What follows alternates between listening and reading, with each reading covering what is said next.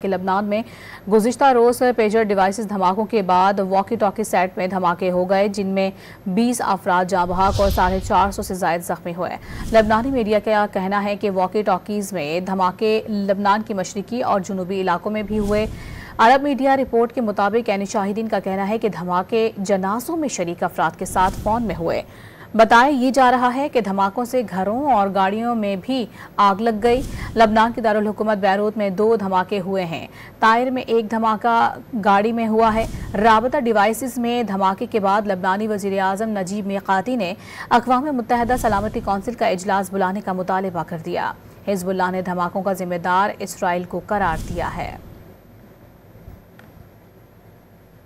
बताया ये जा रहा है कि धमाकों से घरों और गाड़ियों में भी आग लग गई। लबनान की दारुल हुकूमत बैरूत में 2 धमाके हुए हैं। ताइर में 1 धमाका गाड़ी में हुआ है। राबता डिवाइसेस में धमाके के बाद लबनानी वज़ीर आज़म नजीब मीक़ाती ने अक़वाम मुत्तहिदा सलामती कौंसिल का इजलास बुलाने का मुतालबा कर दिया।